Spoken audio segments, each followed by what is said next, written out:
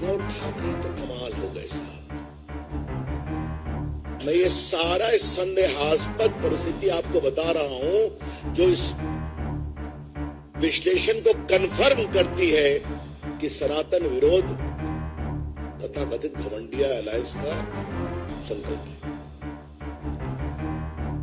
उद्धव ठाकरे ने क्या कह दिया? अगर प्रभुराम के मंदिर का उद्घाटन होगा तो गोधरा जैसा नरसंहार हो जाएगा। क्या मतलब है इसका?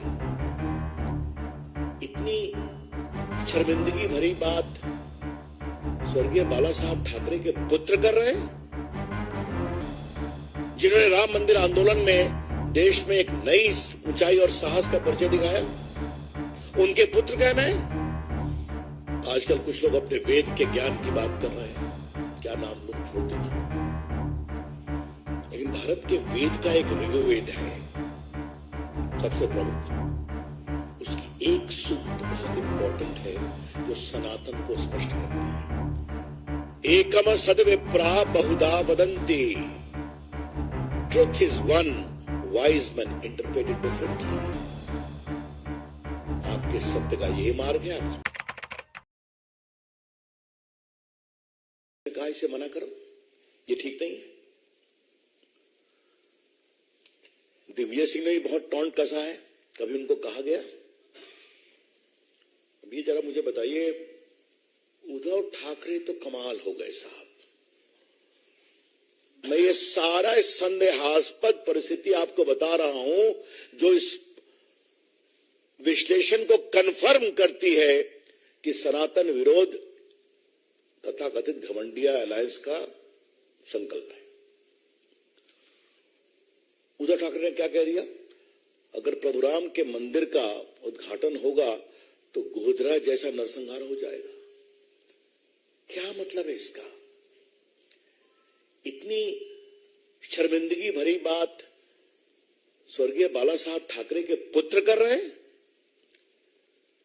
जिन्होंने राम मंदिर आंदोलन में देश में एक नई ऊंचाई और साहस का परिचय दिखाया। उनके पुत्र कहना है।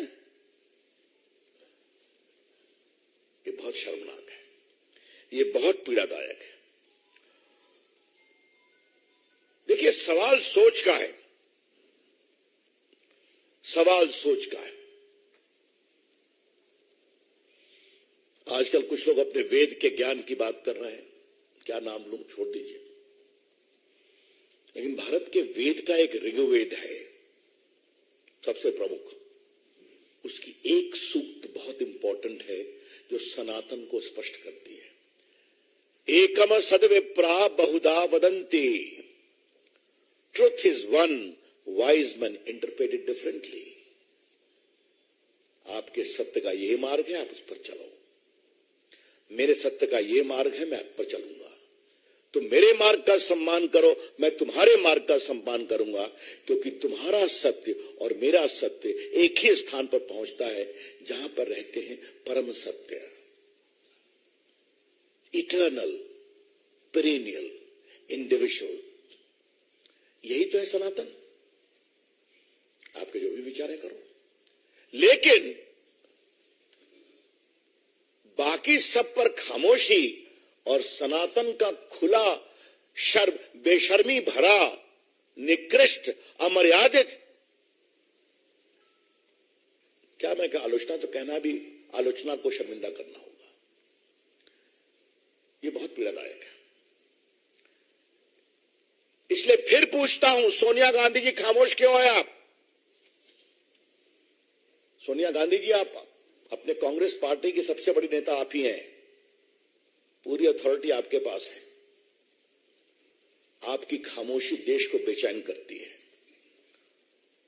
और भाजपा की ओर से हमें कहने में जरा भी आपत्ति नहीं है, मौनम स्वीकृति लक्षणम, your silence is an indication of approval as to what is being said. Sonia ji, vote के लिए कहां तक जाएंगे आप? कब तक जाएंगे आप? 3 तलाक का विरोध किया आप लोगों ने, राम मंदिर के सुनवाई में आपके लोग अड़ंगा लगाने की कोशिश कर रहे थे। घूमती हैं आप भी, बाकी लोग, कभी राम मंदिर का दर्शन करने की इच्छा आपके मन में हुई क्या? नहीं हुई ना। एक भी कांग्रेस का बड़ा नेता, एक भी अभी तक राम जन्मभूमि में दर्शन करने नहीं गया है। मैं बड़े नेता की बात कर रहा हूं। तो वोट बैंक के लिए सनातन का अपमान क्यों?